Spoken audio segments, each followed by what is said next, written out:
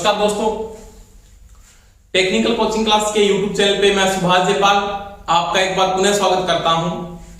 दोस्तों, अपने जो इलेक्शन थ्योरी का जो क्रैश कोर्स स्टार्ट किया था, आज अपने उसकी नेक्स्ट क्लास पढ़ेंगे। इसमें टॉपिक चल रहा था पॉलीफेज। किसके बारे में बात चल रही थी? बहुफेज प्रणाली के बारे में बात चल रही थी। और एक आपका 20/6/2021 को जो टेस्ट हुआ था, उसकी कम्युनिटी में मैंने मैट लिस्ट डाल दी है। उसकी लिंक जैसे आप YouTube चैनल को खोलोगे तो उसके ऊपर प्ले लिस्ट में उसके साथ एक कम्युनिटी ऑप्शन आता है। कम्युनिटी जैसे ही खोलोगे तो वहां पे लिंक डाल के टेस्ट की मैंने, और उसकी मेट वाइज लिस्ट मैंने दिखा दिया। वहां पे किस बच्चे के कितने अंक है वो वहां पे लिखे हुए हैं। तो सभी जिन्होंने टेस्ट को अटेंड किया था वो अपनी मेरिट लिस्ट को वहां पे जाके देख सकते हैं। तो अपने दोस्तों जो टॉपिक की बात कर रहे थे उसमें पढ़ रहे थे पॉलीफेज या बहुफेज प्रणाली के बारे में बात कर रहे थे। और पॉलीफेज में जो टॉपिक चल रहा था बहु कला प्रणाली, इसमें अपने स्टार डेल्टा कन्वर्जन पढ़ लिया था। इसके बाद मैं बात करूंगा पॉलीफेज के अंदर आप तीन कला, यानी पॉलीफेज में तीन कला की शक्ति मापन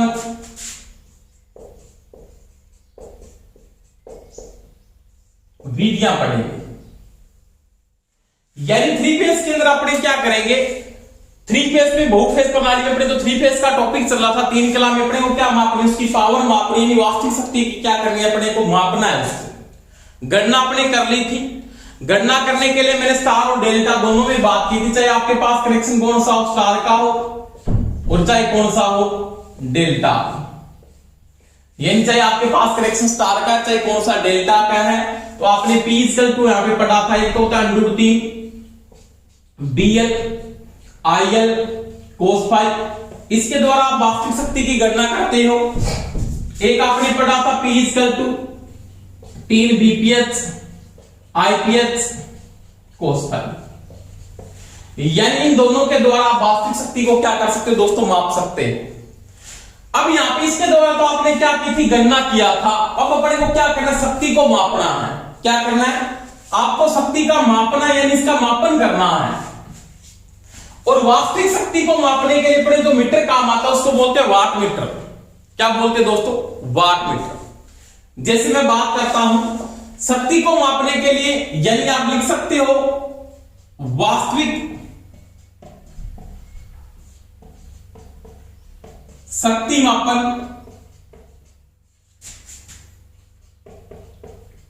वाट मीटर। वाट मीटर द्वारा की जाती है। यानी शक्ति मापने के लिए जो मीटर काम आता है वो कौन सा मीटर काम आता है? वाट मीटर काम आता है। इसके द्वारा आपने यहां पे ये तो किया, गणना है शक्ति की। क्या की है? गणना। जब आपको BL दिया हो, IL दिया हो और cos phi दिया हो, यानी इस प्रकार से पड़ेगा। अगर मापना है तो आपको पहली बात है वोल्ट मीटर चाहिए, एम्पीयर मीटर चाहिए धारा को मापने के लिए, पावर फैक्टर को मापने के लिए पावर फैक्टर मीटर चाहिए। तो आप गणना करोगे अगर पावर की, तो आपको यहां पे 3 मीटरों की आवश्यकता होगी। वोल्ट मीटर आपको यूज करना पड़ेगा वोल्टेज को मापने के लिए, चाहे आप वो लाइन वोल्टेज मापो चाहे आप फेज वोल्टेज को मापो, लाइन धारा मापो चाहे फेज धारा मापो, आपको एम्पीयर मीटर की आवश्यकता पड़ेगी। आप cos phi यानी पावर फैक्टर की जब मापना की गणना करोगे तो आपको क्या लगाना पड़ेगा? पावर फैक्टर मीटर लगाना पड़ेगा। तो इन तीनों मीटरों के द्वारा आप गणना कर सकते हो, डायरेक्टली माप नहीं सकते। अगर तीनों मीटरों को ज्यादा यूज करूंगा, मीटरों की संख्या अगर ज्यादा होगी तो त्रुटि भी क्या होगी? बढ़ेगी। आपकी त्रुटि भी क्या होगी? बढ़ेगी। तो इन तीनों का एक संयुक्त रूप बनाया गया। उस संयुक्त रूप को अपने क्या बोलते हैं? Watt meter. क्या बोलते हैं दोस्तों? Watt meter. यानी आप इन तीनों के संयुक्त रूप के द्वारा कौन सा मीटर बनाते हो? Watt meter. और वाट मीटर के द्वारा आप क्या मापोगे? शक्ति मापोगे। वो स्टार कनेक्शन में और डेल्टा कनेक्शन में दोनों में अपने क्या करेंगे? यूज करेंगे।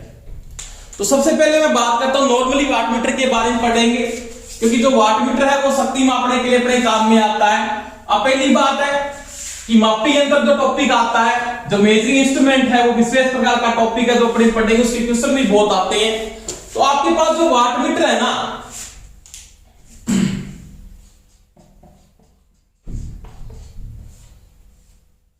ये जो वाट मीटर है ये क्या है? पहली बात तो ये आपको कोई ये पूछ लेता वाट मीटर में कौन सी मोटर काम आती है। एक बार प्रश्न ये भी पूछा गया था कि वाट मीटर में कौन सी मोटर काम आती है। तो वाट मीटर में क्या होती है? वाट मीटर एक सिंपल टॉपिक है बिल्कुल ही। वाट मीटर में विभक्त कला मोटर काम आती है, विभक्त कला मोटर। सिंगल फेस यानी सिंगल फेस की विभक्त कला मोटर यहां पे क्या आते हैं दोस्तों, काम आती है। इसको स्लिपिड फेज मोटर भी कहा जाता है, रेजिस्टेंस मोटर भी कहा जाता है। एक ही बात है, स्लिपिड फेज मोटर इसको इसलिए कहा जाता है, सिंगल फेज की मोटर होती है, इसके अंदर दो वाइंडिंग काम आती है। ये सिंगल फेज की मोटर में दो वाइंडिंग कौन कौन सी काम आती है? स्टार्टिंग वाइंडिंग होती है, इसको क्या बोलते हैं? सहायक वेस्टन, और एक होती है क्रियाशील वेस्टन, जिसको क्या बोलते हैं? रनिंग वाइंडिंग कहा जाता है।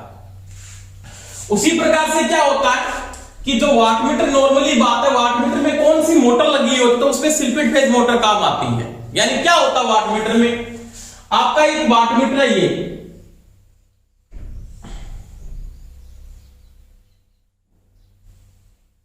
एक तो कॉइल इसकी ये काम आती है, एक कॉइल इसकी ये काम आती है। यहां पे आपका क्या होगा? लोड होगा, इसको मैं लिख देता हूं आर। ये आपका फेस है और ये दोस्तों आपका क्या है? न्यूट्रल है। ये आपकी सीसी होती है, इसको बोलते हैं करंट कुंडली, और ये होती है इसकी पीसी। क्या होती है? पीसी। नॉर्मली पहले मैं वाट मीटर के बारे में बात कर लेता हूं। सीसी यानी करंट कॉइल लोड के श्रेणी क्रम में जुड़ी होती है, और किस वायर के फेज क्रम के श्रेणी क्रम में जुड़ी होनी चाहिए।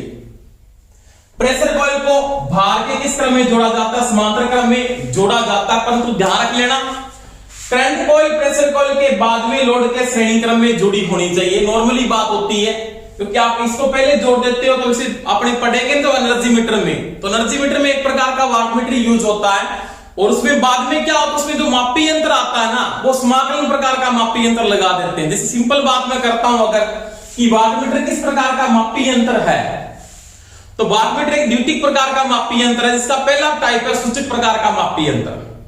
जब अपने मेजरिंग इंस्ट्रूमेंट पढ़ेंगे तो पूरा इसको डीपली मैं समझाऊंगा, कैसे इसका कला कोण पैदा होता है, कैसे इसमें फेज डिफरेंस आता है, कौन करंट की गणना करेगा और कौन यहां पे वोल्टेज की गणना करेगा। आपके मापी यंत्र में जब मेजरिंग इंस्ट्रूमेंट पढ़ते हैं, मापी यंत्र दो प्रकार के यूज होते हैं। तो प्राथमिक आता है, एक आता है सेकेंडरी। सेकेंडरी मापी यंत्र तीन प्रकार के आते हैं। सूचक प्रकार का मापी यंत्र आता है, रिकॉर्डिंग प्रकार का आता है, और समाकलन प्रकार का आता है। अब ये जो मापी यंत्र है वो कौन सा मापी यंत्र? ध्यान रख लेना, वाट मीटर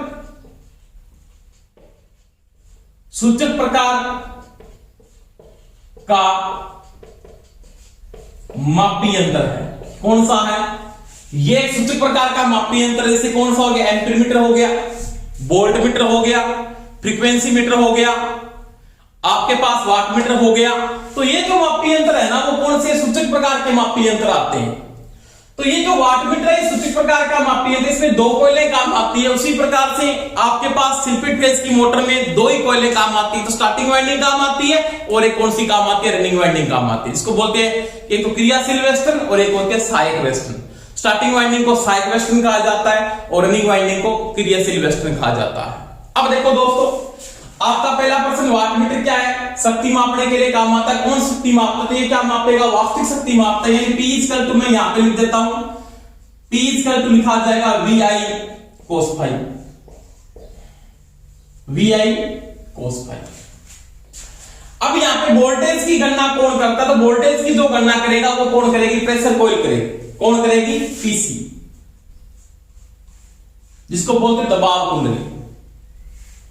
दूसरी बात, करंट की गणना कौन करेगा? तो करंट की गणना करेगा वो करेगी सीसी यानी करंट कॉइल, और दोनों यानी पीसी व सीसी का कलांतर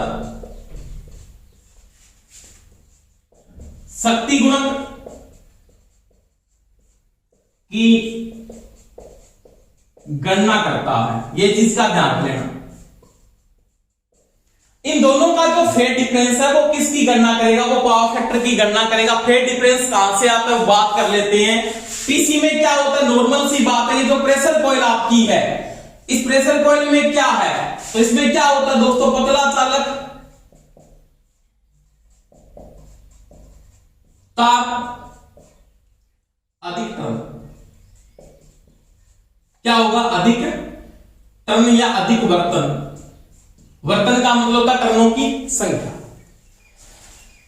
पीसी में क्या है, पतला चालक तार होता है, अधिक टर्न होता है, इसका मतलब क्या होगा, उच्च प्रतिरोध होगा, उच्च प्रतिरोध होगा, और निम्न क्या होगा दोस्तों, प्रेरकत्व होता है, निम्न प्रेरकत्व। ये चीज का ध्यान लेना।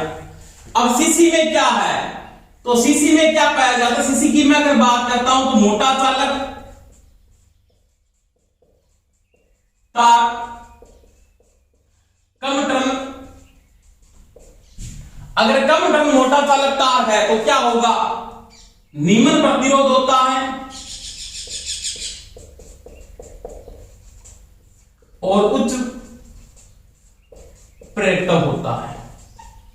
देखो ये कंडीशन होने के कारण, यानी इन दोनों में ये चीज का डिफरेंस है, इसका अलग ये कंडीशन आ रही है और इसकी ये कंडीशन क्या है दोस्तों, अलग है। इसके कारण दोनों वाइंडिंगों में क्या पैदा होता है, फेज डिफरेंस पैदा हो जाता है, जिसको बोलते हैं अपने पावर फैक्टर। जैसे मैं सिंपल बात अगर करता हूं कि मैं इसको अगर समझाता हूं वेक्टर के द्वारा, अगर इस बात को समझते हो तो स्प्लिट फेज मोटर का जब आप वेक्टर मेंटेन करोगे तो एक की धारा ज्यादा पिछड़ेगी। किसकी धारा ज्यादा पिछड़ेगी, इस वाइंडिंग की धारा क्या पिछड़ती है, ज्यादा पिछड़ जाती है, क्योंकि इसमें इंडक्टेंस का मान क्या है, ज्यादा, इसमें इंडक्टेंस का मान ज्यादा होगा, उसकी धारा ज्यादा पिछड़ती है, और इसमें इंडक्टेंस का मान क्या है, कम है, जिसकी धारा क्या होगी, कम पिछड़ती है। समझ में आ रही है मेरी बात। सिंपल में अगर इसका वेक्टर बना रहा हूं, अगर ये शुद्ध होता, अगर ये बिल्कुल शुद्ध होता, यहां पे मेरा क्या है, देखो इंडक्टिव लोड का जो वेक्टर बनता है वो इस प्रकार से वेक्टर बनता है, ये आपकी धारा आ रही है आई, समझ में आई मेरी बात। आपकी यहां पे ये जो धारा मेन फ्लो हो रही है, यानी ये तो आई का मान है, इसके साथ यहां पे जो वोल्टेज का मान लेके चलेंगे, यानी ये तो इसके अंदर वी की वैल्यू है, वोल्टेज का मान है। अब देखो अगर इन बिना लोड इन दोनों को जोड़ते, दोनों किस तरह में जुड़ेंगे, समांतर में जुड़ेंगे। अब ये शुद्ध होता तो इसका लोड यहां पे बिल्कुल 90 डिग्री का फेज डिफरेंस आता, आपका यहां पे आता नहीं आ रहा। अब एक वाइंडिंग की धारा ज्यादा पिछड़ती है, किसकी ज्यादा पिछड़ती है, यानी मैंने यहां पे कोई भी लिया जिसको मैं बोलूंगा आई सी। करंट कॉइल की धारा वोल्टेज से, मुख्य वोल्टेज से ज्यादा पिछड़ती है। क्यों, क्योंकि करंट कॉइल में क्या है, प्रेरकत्व का मान देखो क्या दोस्तों ज्यादा है, और प्रेरकत्व का मान जब ज्यादा है और प्रतिरोध का मान जब निम्न है, तो इसमें एक्सल का मान क्या होगा, एक्सल बराबर आपने पढ़ा है 2 पाई एफएल, तो एक्सल का मान ज्यादा होगा, इसका मतलब इसकी धारा ज्यादा पिछड़ती है। ये मैंने पहले भी समझाया आपको, जैसे आपने बी और बीसी पढ़ा है तो वहां पे आपने मेंटेन किया है सिस्टम को, तो इसकी धारा क्या होती है, मुख्य वोल्टेज से ज्यादा पिछड़ जाती है। आपकी यहां पे मैं नोट करता हूं इसकी धारा, यानी पीसी की जो धारा है वो क्या होती है दोस्तों, कम पिछड़ती है। पीसी की धारा इससे कम पिछड़ती है, यानी पीसी की धारा मान लिया यहां पे आती है, ये आईपीसी है, ये इससे क्या होती है, कम पिछड़ती है। और जो मुख्य धारा यानी यहां से जो आई फ्लो होगी, मुख्य धारा इन दोनों के बीच में से फ्लो होती है, ये जो करंट होता है ये इसकी मुख्य धारा होती है, इसको अपने बोलते हैं आई। अब ये थीटा एंगल है, ये इसका क्या होगा, पावर फैक्टर, ये जो फेज अंतर पैदा हो रहा है दोनों के बीच में। आगे मैं इसको पूरा डिटेल से समझाऊंगा आपको, कैसे वेक्टर बनता है, कैसे इसको समझाते हैं। तो नॉर्मल सी बात है, इसकी धारा कम पिछड़ती है, इसकी धारा ज्यादा पिछड़ती है, और इन दोनों का पैदा होने वाला फेज अंतर यानी पीसी व सीसी में पैदा होने वाला कलांतर किसकी गणना करता है, शक्ति गुणक यानी पावर फैक्टर की गणना करता है। समझ में आई दोस्तों मेरी बात। तो ये है वाटमीटर, और वाटमीटर के द्वारा अपने क्या मापेंगे दोस्तों, पावर को मापते हैं। तो ध्यान रख लेना, वाटमीटर में दो कोयले काम आती है, पहली आती है प्रेशर कॉइल, दूसरी आती है करंट कॉइल। प्रेशर कॉइल बिल्कुल सप्लाई और भार के किस क्रम में जुड़ी होती है, समांतर क्रम में जुड़ती है। करंट कॉइल फेज के श्रेणी क्रम में और भार के बिल्कुल श्रेणी क्रम में जुड़ी होती है, फेज के साथ भार के श्रेणी क्रम में जुड़ी होनी चाहिए, और प्रेशर कॉइल के बाद में होनी चाहिए, प्रेशर कॉइल से पहले इसका कनेक्शन नहीं किया जाता। रीजन मैं बता दूंगा, इसमें कृष्ण त्रुटि या क्रीपिंग दोष बोलते जो आगे पढ़ेंगे, तो बैलेंसिंग मीटर टॉपिक पढ़ाऊंगा मैं, या मेजरिंग इंस्ट्रूमेंट पढ़ाऊंगा, तो पूरा डिटेल इसको समझा दूंगा। एक बार अपने बात करें वाटमीटर की, नॉर्मल बातें की है वाटमीटर की मैंने। तो वाटमीटर क्या शक्ति को मापने के लिए काम आता है, और शक्ति मापने के लिए मैं वाटमीटर को यहां पे क्या करूंगा, यूज करूंगा। देखो दोस्तों, इसमें बात करते हैं पॉलीफेज में वाटमीटर मापने की विधियां।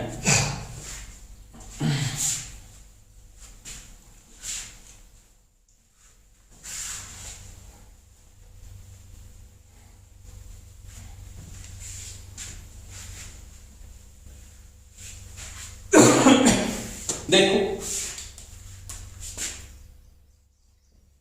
3 कला प्रणाली में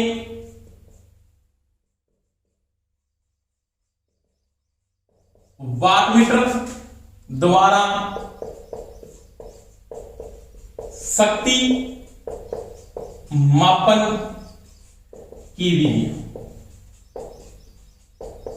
ये आज का अपना टॉपिक रहेगा मुख्य। तो अब शक्ति मापने के लिए किस मीटर का मैं उपयोग करता हूं, तो मैं यहां पे किसका उपयोग करता हूं, वाटमीटर का उपयोग करता हूं दोस्तों।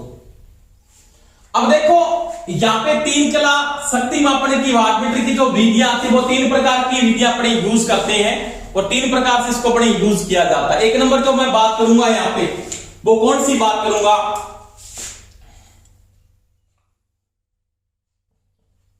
एक वाटमीटर विधि। किसकी बात करेंगे, एक वाटमीटर विधि।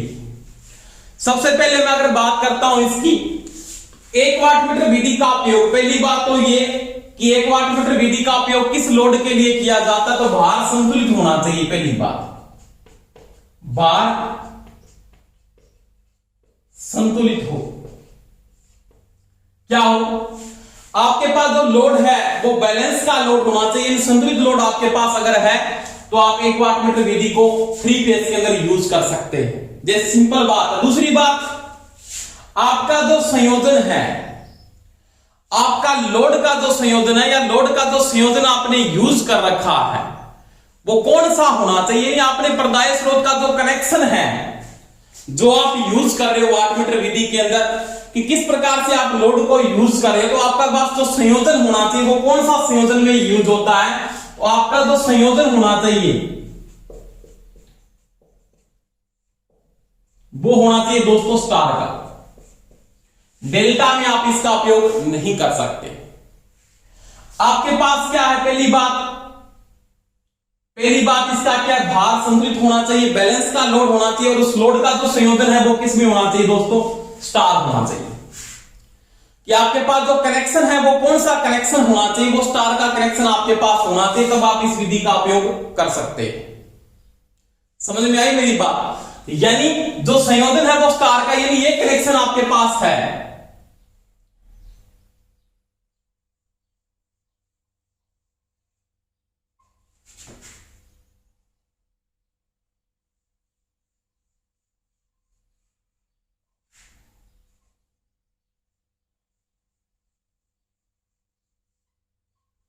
ये स्टार का प्रदाय कनेक्शन है। मान लिया यहां से आर फेस आ रहा है,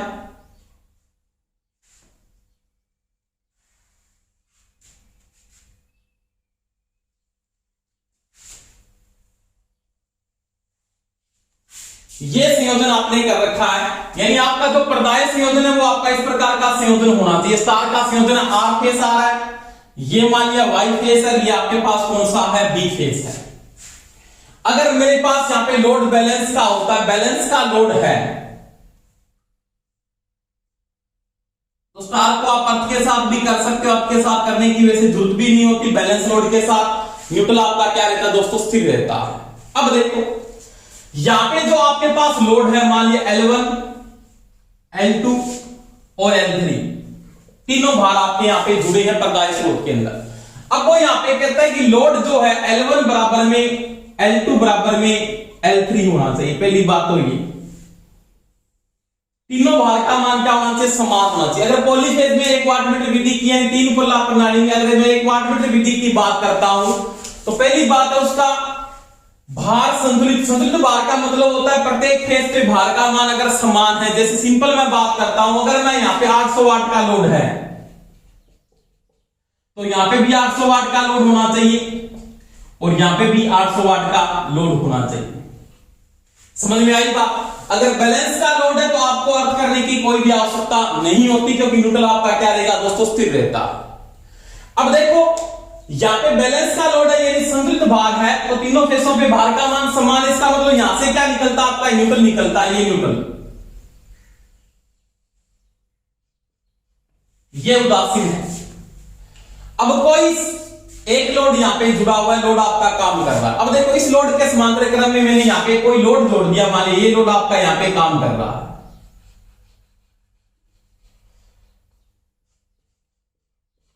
ये लोड आपने यहां पे जोड़ रखा है। अब यहां पे आपने वाटमीटर को यूज किया, तो वाटमीटर में आपको पता है लोड के बिल्कुल श्रेणी क्रम में, लोड के बिल्कुल श्रेणी क्रम के अंदर इस कॉइल को लगा दिया, करंट कॉइल को, जो धारा की गणना करेगा, और इसके बिल्कुल समांतर क्रम में किसको लगा दिया आपने, प्रेशर कॉइल को, ये पीसी लगा दिया आपने यहां पे। ये आपका दोस्तों क्या हो गया, वाटमीटर हो गया। क्या हो गया, वाटमीटर। अब देखो, अब इस वाटमीटर को मैं अगर यहां पे यूज कर रहा हूं, ये वाटमीटर आपने यहां पे लगा दिया ऐसे।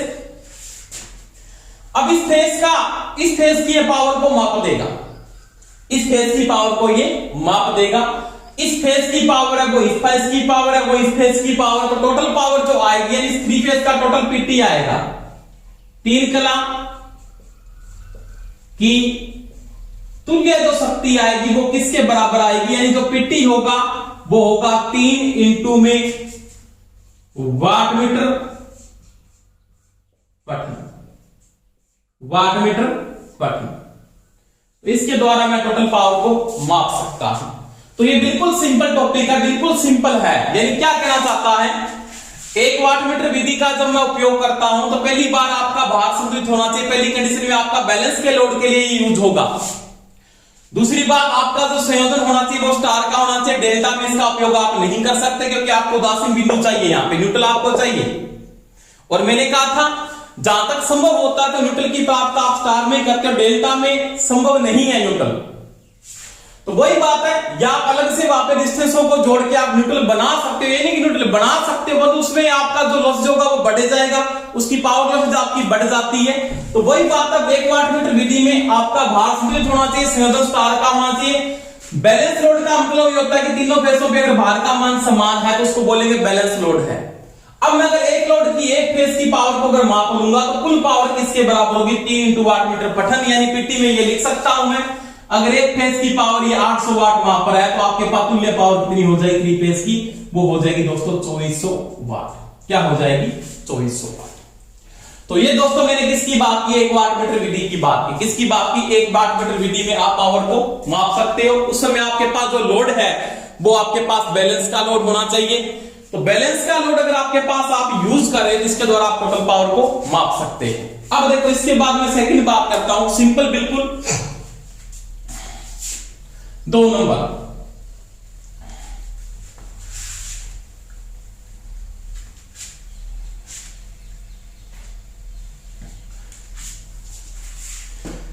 दो नंबर इसमें पढ़ेंगे, 2 वाटमीटर विधि, 2 वाटमीटर विधि इसके बाद में पढ़ा दूंगा आपको, क्योंकि इससे पहले अपने जो टॉपिक पढ़ेंगे वो पढ़ेंगे 3 वाटमीटर विधि। ये बिल्कुल सिंपल है, दोनों पढ़ने के बाद अपने लास्ट टॉपिक में इंपॉर्टेंट पर्सन बनता है वो 2 वाटमीटर विधि का ही बनता। वैसे तो पहले से पहले पढ़ेंगे अपने 3 वाटमीटर विधि। अब देखो आपके पास 3 वाटमीटर विधि है, तो 3 वाटमीटर विधि का जो उपयोग करोगे यानी प्रत्येक फेस पे आपको वाटमीटर को यूज करना। तो पहली बात यहां पे भार संतुलित व असंतुलित दोनों में उपयोगी है। यानी चाहे लोड बैलेंस का हो चाहे लोड आपके पास कौन सा अनबैलेंस का। जैसे मैं सिंपल बात करता हूं, परंतु जो आपका संयोजन होना चाहिए यानी यहां पे जो कनेक्शन होना चाहिए आपका जो यहां पे संयोजन होगा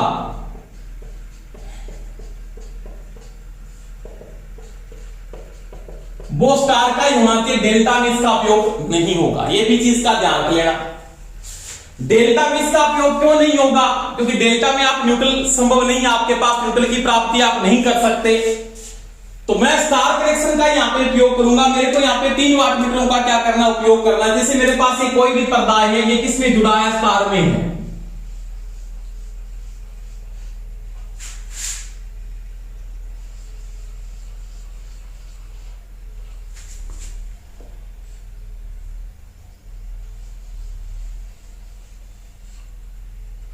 ये पर्दा स्रोत है, इसका मान लिया ये आर फेस आ रहा है, यहां से वाई जा रहा है और यहां से कौन सा जा रहा है दोस्तों? बी जा रहा है। जैसे ये गया,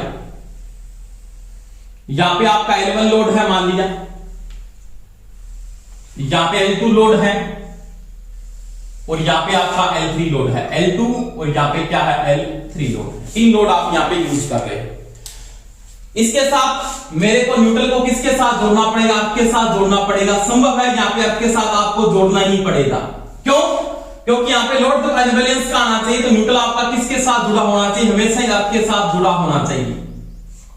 और मैंने ये बात भी बताई थी कि जो भूमि का विभव है या अर्थ का पोटेंशियल है, अर्थ विभव है या भूमि का जो विभव होता है, क्योंकि भूमि के साथ क्या जुड़ा हुआ है, और भूमि का जो विभव आपके पास है वो कितना होता है दोस्तों? तो वो होता है 0। कितना होता है? 0।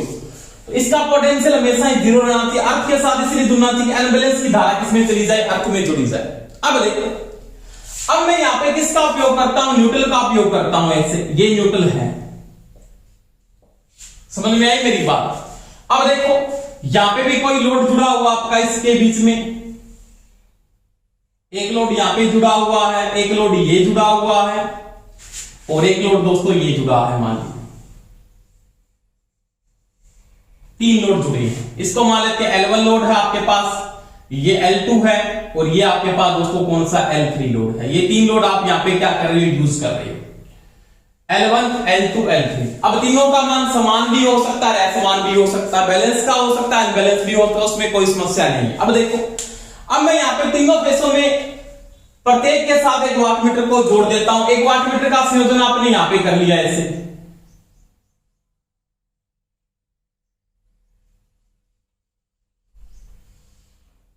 ये लो, इसमें ये सीसी है और ये इसकी पीसी है।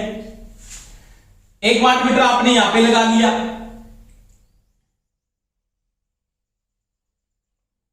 ये इसकी सीसी है और ये इसकी पीसी है मान लिया, पीसी। ये आपका 2 नंबर वाटमीटर हो गया और एक वाटमीटर का उपयोग आपने दोस्तों यहां पे कर लिया।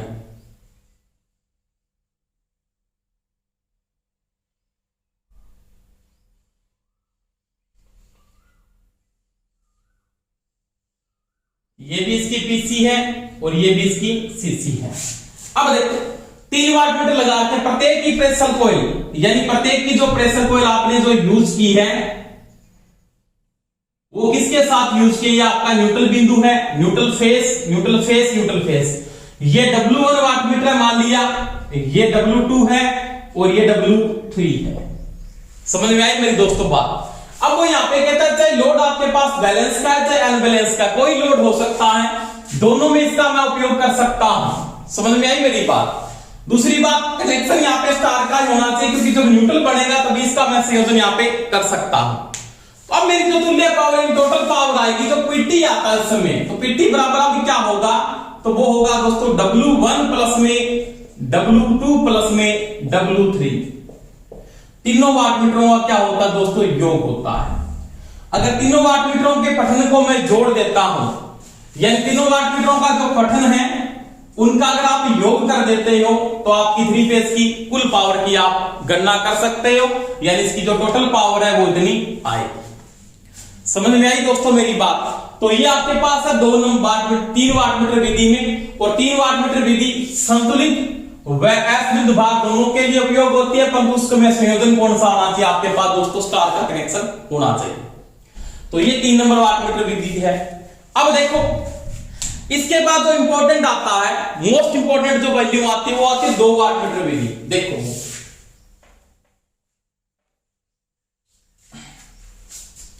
ये तो बिल्कुल दोनों सिंपल है। प्रश्न आता है ज्यादातर जो पूछ लेता है वो 2 नंबर वाट मीटर विधि का ही प्रश्न आता है, उसका क्वेश्चन वो ज्यादा पूछता है और उसी का वो क्वेश्चन ज्यादा आता है। वो देखो अपन 3 नंबर में बात करूंगा, 2 वाट मीटर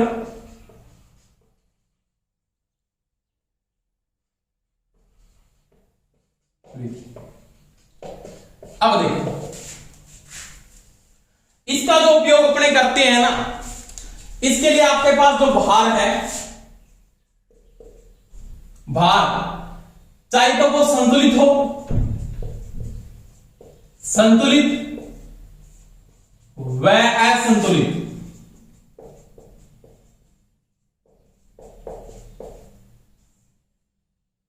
दोनों में उपयोगी है। यानी लोड चाहे आपके पास बैलेंस का है चाहे अनबैलेंस का है, ये दोनों के लिए उपयोगी है। पहली बात तो ये। 2 नंबर संयोजन,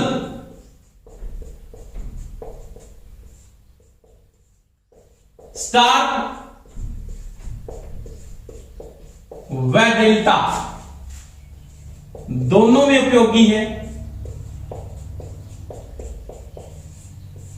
यानी कनेक्शन मेरे पास चाहे तो स्टार का है चाहे कौन सा डेल्टा का है, इसमें दोनों का मैं यूज कर सकता हूं। ये मोस्ट इंपॉर्टेंट विधि होती है, तभी तो बोलते थे इस कनेक्शन आपके पास लोड का, स्टार का या प्रदायक का, चाहे स्टार का चाहे कौन सा डेल्टा का, दोनों में इसका मैं उपयोग कर सकता हूं।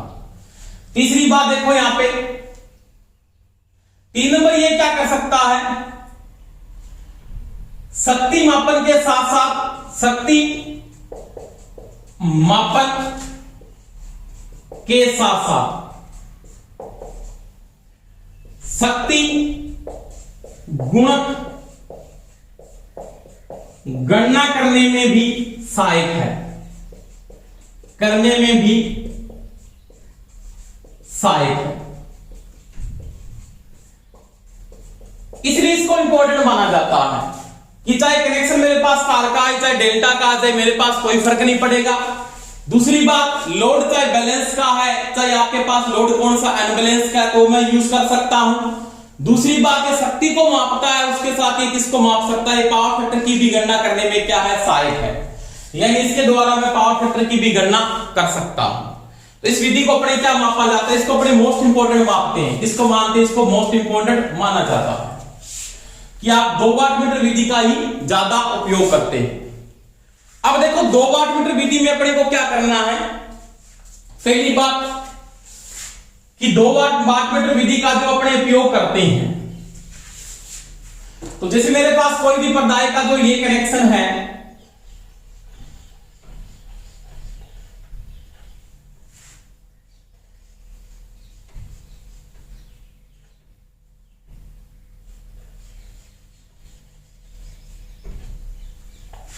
ये आपके पास तार का कनेक्शन है आर वाई और ये बी, 3 फेस है।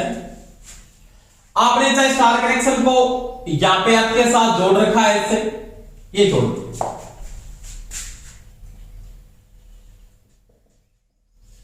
परंतु एक चीज का ध्यान रख लेना, ये एक ऐसी विधि है जिसके अंदर न्यूट्रल का उपयोग नहीं होता।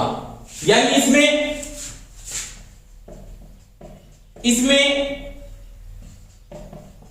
वाट मीटर के साथ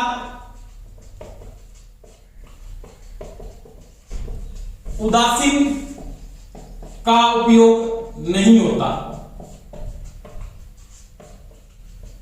चाहे कनेक्शन स्टार का है और चाहे कनेक्शन कौन सा आपका डेल्टा का। ये प्रश्न पूछ सकता आपको कि 3 कला वाट मीटर विधियों में या 3 कला प्रणाली में जो शक्ति मापने की जो विधि आप यूज करते हो, चाहे आपके पास 1 वाट मीटर विधि है, 2 वाट मीटर विधि है, 3 वाट मीटर विधि है, उसमें कौन सी विधि है इसमें आप न्यूट्रल का उपयोग नहीं करते या उदासीन का उपयोग नहीं करते, तो वो कौन सी विधि है, 2 वाट मीटर विधि है।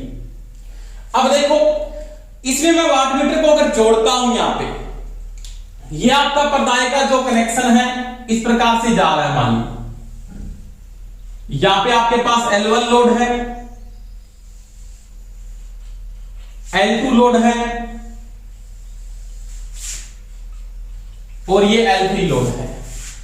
ये प्रदाय स्रोत के ऊपर आपने 3 फेज के 3 फेज के लोड डाल दिए, यहां पे 3 लोडों को यहां पे जोड़ दिया इस प्रकार से, L1 L2 चाहे बैलेंस किए चाहे अनबैलेंस किए। अब मेरे को एक कॉमन फेज लेके चल रहा है, चाहे किसी फेज को कॉमन कर लो, जैसे मैंने बी फेज को कॉमन कर लिया। अब देखो यहां पे जो वाटमीटर जुड़ रहा है,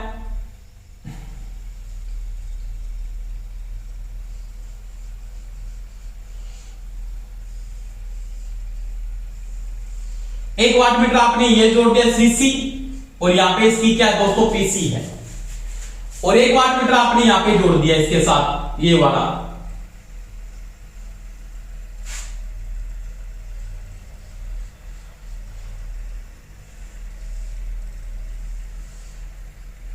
सीसी और पीसी। अब आपने बी फेज को यहां पे क्या किया, कॉमन कर लिया बी फेज को, इसके साथ भी जोड़ दिया यहां पे इसको, और इसके साथ भी यहां पे इसको जोड़ दिया। ये कॉमन फेज है। अब ये 3 नंबर फेज की ये दोनों मिलके पावर को क्या कर देंगे, माप देंगे, क्योंकि दोनों प्रेशर कॉइल है, यहां पे जो पीसी है, दोनों की जो पीसी है, यानी इसकी पीसी और इसकी पीसी, दोनों की पीसी लाइन वोल्टेज के मध्य जुड़ती है, इसकी पीसी भी लाइन वोल्टेज के मध्य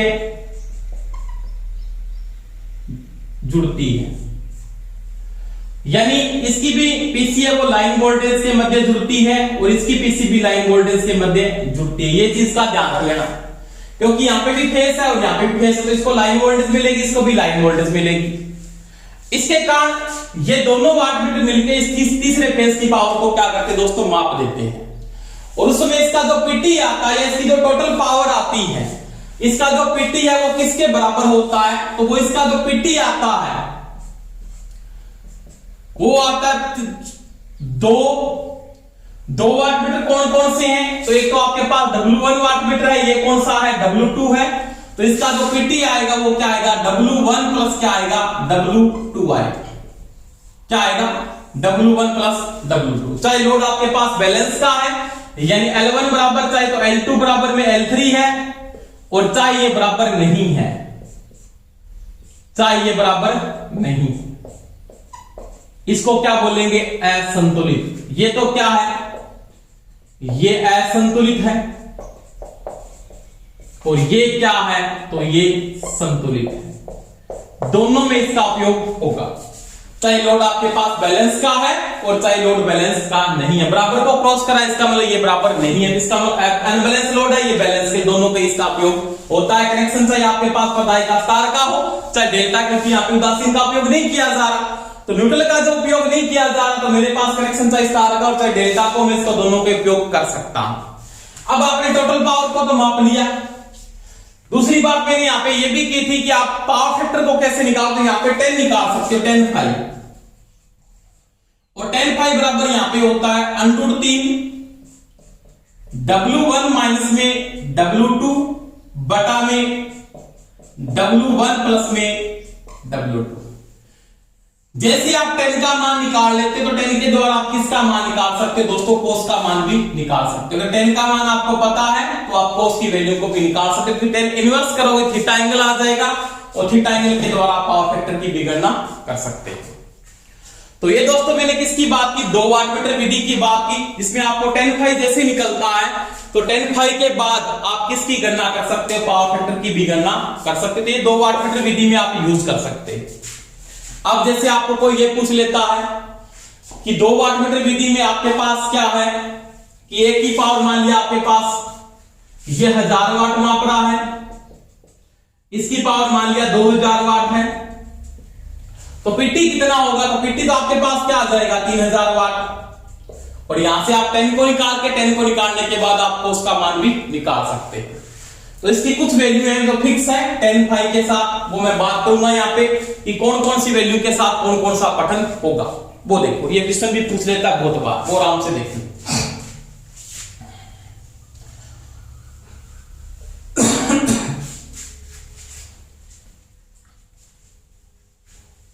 इसमें कोई समस्या नहीं आनी चाहिए, बिल्कुल सिंपल टॉपिक है ये। और इसका एक ज्यादा क्वेश्चन पूछ लेता 2 वाटमीटर विधि का। 2 वाटमीटर विधि में देखो, पहली बात तो यहां पे लिखोगे वाटमीटर पठन,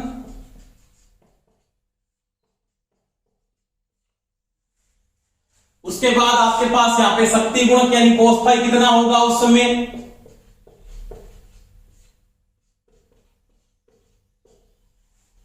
कला कोण थीटा एंगल, और कुल शक्ति गण। ये 4 कंडीशन पूछ सकता है। पहली कंडीशन आपके पास ये है, दूसरी कंडीशन आपके पास ये है, और तीसरी कंडीशन आपके पास ये है, और चौथी कंडीशन आपके पास ये है। पहली बात क्या कहता है देखो आराम से, 1 नंबर कंडीशन में आपके पास ये कंडीशन आती है, मैं साथ साथ आपको हल करके बताऊंगा। दोनों का पठन धनात्मक व समान है, यानी क्या है, W1 बराबर W2 आता है। ये कंडीशन है दोस्तों। तो इसमें तो कोई समस्या नहीं है कि जो पीटी आएगा ना, पीटी में तो आप लिख सकते हो 2 इंटू 1 वाटमीटर का पठन, 1 वाटमीटर पठन, या आप ये भी लिख सकते हो पीटी बराबर में W1 प्लस W2। कोई समस्या नहीं इसके अंदर, तो ये तो बिल्कुल सिंपल है। अब देखो, अगर ये कंडीशन है तो cos फाई कितना है, कोई समस्या नहीं होनी चाहिए आपकी। देखो 10 निकालूंगा मैं, और 10 में आपने पढ़ा था, बिल्कुल यहां पे नीचे हल करके बता रहा हूं, tan फाई बराबर पढ़ा था आपने √3 W1 माइनस में W2 बटा में W1 प्लस W2। ये पढ़ा, समझ में आई मेरी बात? यानी आपने क्या पढ़ा, W1 माइनस में W2 और W1 प्लस में क्या हो गया W2। ये कंडीशन आपने पढ़ी, यही पढ़ा ना आपने। अब देखो यहां पे क्या है, इसका मान इसके बराबर, मान लीजिए इसका मान 500 है, तो इसका मान भी कितना होगा 500 होगा। तो ऊपर तो क्या बचा दोस्तों, 0 आएगा, क्योंकि क्या हुआ 500 माइनस 500 इंटू में √3 बटा में दोनों का योग यानी 1000, 0 से गुणा करोगे तो 0 बटा में क्या हो गया 1000। क्या आ गया दोस्तों 0 बटा 1000।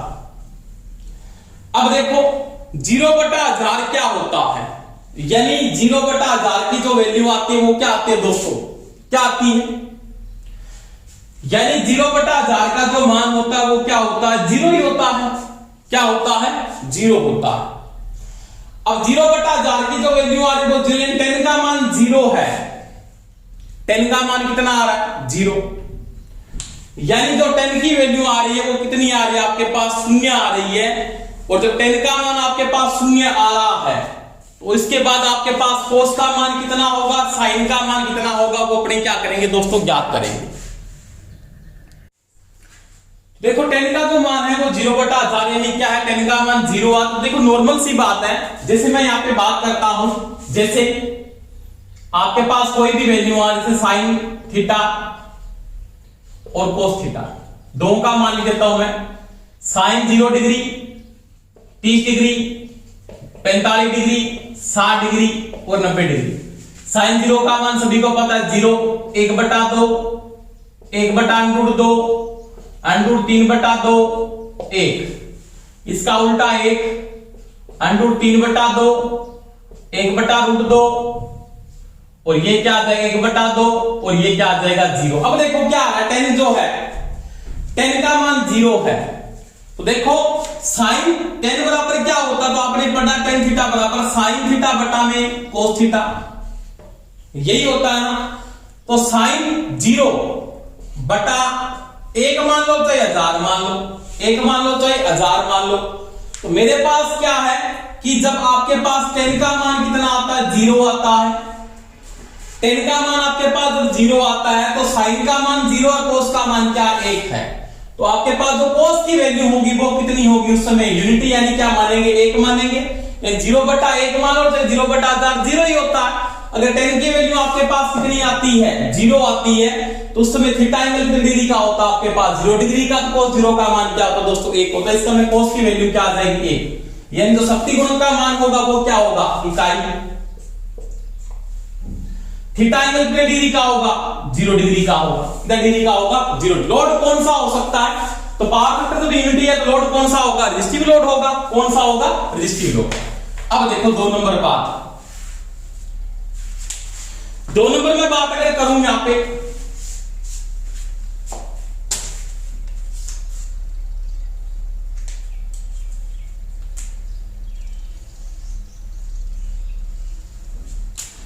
दो नंबर, दोनों वाटमीटरों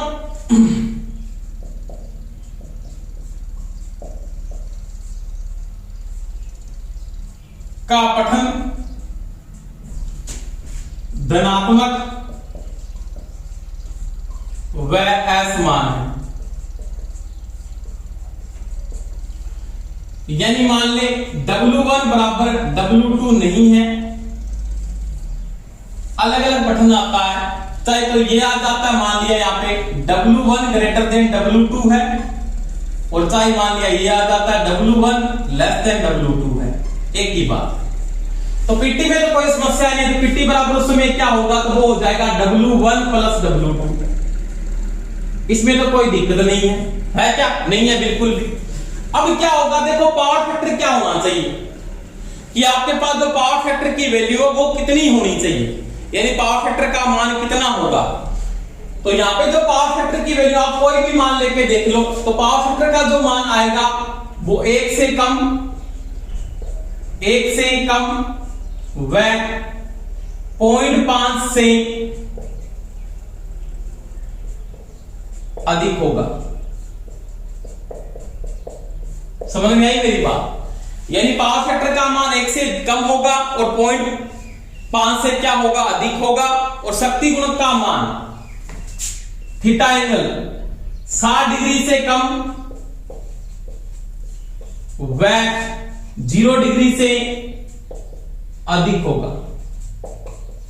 अब देखो ऐसे कैसे होता है, कोई भी मान लेके देख लो। मान लिया आपने, कोई मान लो, आप कोई भी मान लेके देख लो। जैसे मैंने ले लिया, मान लिया कि W1 का मान मैंने लिया, मान लिया 1500 वाट, W2 का मान मैंने लिया 1000 वाट, ठीक है। अब मेरे को क्या निकालना दोस्तों, यहां पे 10 का मान निकालना, तो कोई दिक्कत नहीं है, 10 का मान आप यहां पे निकाल सकते हो। 10 की वैल्यू आपने निकाली, tan थीटा √3 W1 जो बड़ा है उसको पहले लिख लो, 1500 माइनस 1000 बटा दोनों का जोड़ 2500, यही होगा। √3 इंटू ऊपर बचा 500 बटा 2500, 5 से ये कट गया, √3 बटा 5, √3 बटा 5। ये 10 का मान आ गया। किसका मान आ गया, 10 का। अब अगर आपके पास 10 का मान आ जाता है, किसका मान आ जाता है, 10 का मान, तो आप कोस का और साइन का मान भी निकाल सकते हो। जैसे मैं बोल देता हूं, आपने पढ़ा है लाल बटा कक्का होता है दोस्तों, इसका मतलब आधार बटा कर्ण, ये किसके बराबर है, 10 के बराबर है। तो ये तो लंब की वैल्यू है, ये किसकी, आधार की। तो आप क्या निकाल सकते हो, कर्ण भी निकाल सकते हो। क्या निकाल सकते हो, कर्ण। यानी √3 बटा 5 10 का मान है, तो आपके पास क्या है, कर्ण की वैल्यू जैसी आएगी तो कर्ण का मान क्या आ जाएगा आपके पास, कर्ण बराबर क्या होता है, आधार स्क्वायर प्लस लंब स्क्वायर, तो 25 प्लस √3 का स्क्वायर 3, यानी 28 का रूट। कितने का रूट आ गया, 28 का रूट। तो ये कितना आ जाएगा आपके पास, 5 25। तो इसको मैं लिखता हूं 25 इंटू क्या, 25 5 25 यानी 25 रूट, यानी क्या आएगा 5 पॉइंट समथिंग इसका मान आएगा, 5 पॉइंट समथिंग। यानी जो करंट की वैल्यू आएगी वो 5 पॉइंट क्या आएगी, समथिंग आएगी। अब 5 पॉइंट समथिंग जो मान आएगा तो उसके बाद जब आप कोस निकालोगे तो कोस थीटा बराबर क्या है, आधार बटा करंट। इसका मतलब मान लिया 5.1 आता है या 5.2 मान आ लेता है मान लिया, तो आधार का मान आपके पास आपने निकाला 5 बटा में 5.2, तो वैल्यू आएगी लगभग कितनी आई, 0.9। यानी कोस का मान कितना आया, 0.9। और जब कोस का मान 0.9 है तो 0.9 का जो मान है वो 0 डिग्री से क्या है, ज्यादा पे है, और 60 डिग्री से क्या है, कम पे। तो ये चीज का ध्यान रखिएगा, समझ में आई मेरी बात। इसके बाद एक अलग से कोई मान लेके देख लेना चाहिए आप। यहाँ पे जो वैल्यू आएगी ना आपके पास वो 1 से तो क्या आएगी, कम आएगी, और 0.5 से क्या आएगी, ज्यादा आएगी।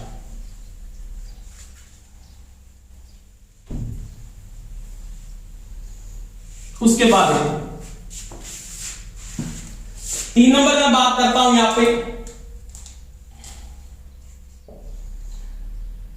1 वाटमीटर पठन, 1 वाटमीटर का पठन धनात्मक व दूसरे का पठन शून्य। तो क्या होगा, पीटी तो होगी ना वो किसके बराबर होगी, पीटी बराबर तो क्या हो जाएगा, जो धनात्मक पठन दे रहा है उसका पठन हो गया मान लिया, ए का पठन तो 0 है, उसका कोई मतलब नहीं है। अब देखो पावर फैक्टर क्या होना चाहिए कि जो पावर फैक्टर की वैल्यू होगी वो क्या होगी, तो पावर फैक्टर का मान करेक्ट आएगा 0.5। कितना आएगा, 0.5। थीटा एंगल पूरा का पूरा होगा कितने पे, देखो 0.5 पठन कितने पे होता है, 60 डिग्री पे। कितने पे होगा, 60 डिग्री पे। करके देख सकते हो आप, जैसे सिंपल बात होगी यहां पे, देखो इसको करके। tan = आपने लिखा है, tan फाई बराबर आपने क्या लिखा है, तो वो लिखा √3। एक का पठन मान लिया 1000, दूसरे का पठन 0 बटा में 1000 से 1000 कट गया, tan का मान √3 आता। कितना आता, √3 आता। अब देखो 60 डिग्री के ऊपर, 60 डिग्री के ऊपर, तो 60 डिग्री में tan बराबर क्या है, sin थीटा बटा cos थीटा। sin का मान कितना है 60 डिग्री पे, √3 बटा 2। cos का मान कितना है, 1 बटा 2। cos का मान कितना है, 1 बटा 2। अब देखो 2 ऊपर चला जाएगा, तो ये हो गया √3 बटा 2, 2 बटा 1, 2 से 2 कट गया, क्या बचा 3, √3 कितने पे मान आ रहा है, 60 डिग्री पे। कितने डिग्री पे आ रहा है, 60 डिग्री पे आ रहा है। तो यहां पे जो वैल्यू लिख देता हूं मैं, किसकी वैल्यू लिखूंगा, 60 डिग्री। cos 60 का मान क्या होता है, तो cos 60 का मान आपके सामने है, कितना होता है cos 60 का मान, तो cos 60 का मान होता है 0.5। यानी पावर फैक्टर का मान पूरा का पूरा कितना होगा, 0.5 होगा। और आपके पास थीटा एंगल होगा वो कितने डिग्री का होगा, 60 डिग्री का होगा। कितने डिग्री का होगा दोस्तों, 60 डिग्री का। अब देखो 4 नंबर बात देखो इसके अंदर,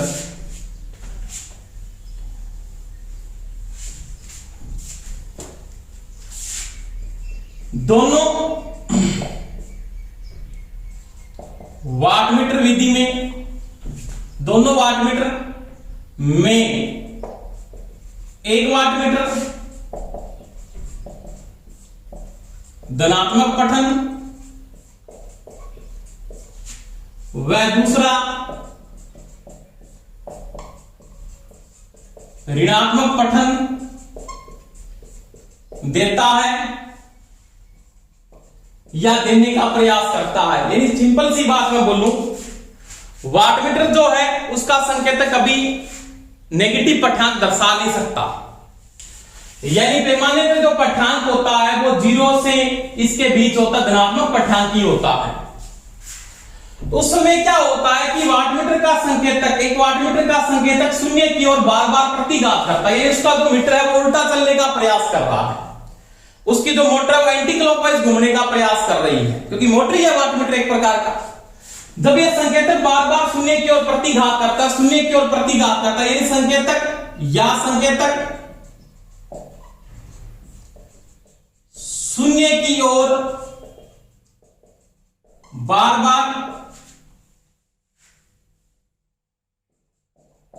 प्रतिघात करता है, यानी वो उल्टी रीडिंग देने का क्या कर रहा है दोस्तों, प्रयास कर रहा है। यानी उसका उल्टी रीडिंग देने का वो क्या कर रहा है, प्रयास कर रहा है। ये बार बार शून्य की ओर प्रतिघात कर रहा है, इसका मतलब उल्टा घूमने का प्रयास करें। तो उल्टा घुमाने के लिए क्या करेंगे, या तो सीसी या पीसी में से दोनों में से एक कनेक्शन चेंज कर देंगे। दोनों चेंज नहीं करेंगे, ज्यादा प्रेशर कॉइल के करते हैं।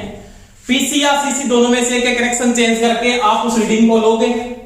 दोबारा मैं बोल रहा हूं, आप उस रीडिंग को लोगे, वो धनात्मक रीडिंग दर्शाएगा, उस रीडिंग को क्या मानोगे, ऋणात्मक मानोगे, और जो पीटी आएगा उसको बाद में क्या लिखोगे, धनात्मक पठांक जो दे रहा है उसमें से ऋणात्मक पठांक की रीडिंग घटा देंगे। ये इसका उस समय क्या होगा, पीटी होगा।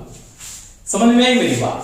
अब पावर फैक्टर होगा ना उस समय, वो होगा दोस्तों 0.5 से कम। ये ध्यान रख लेना इस अवस्था में। और थीटा एंगल आएगा, पावर फैक्टर का मानेगा 0.5 से कम है, तो थीटा एंगल 60 डिग्री से कम, यानी थीटा डिग्री आएगा, या थीटा का जो मान आएगा वो 60 डिग्री से क्या आएगा, 60 डिग्री से कम नहीं, सॉरी 60 डिग्री से क्या आएगा, अधिक।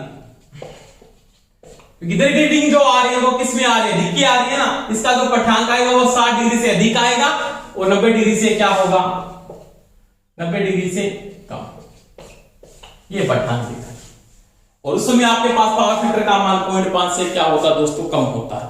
यानी पावर फैक्टर की जो वैल्यू आएगी वो 0.5 से क्या आएगी, कम आएगी, और 0 से क्या होगी, अधिक होगी।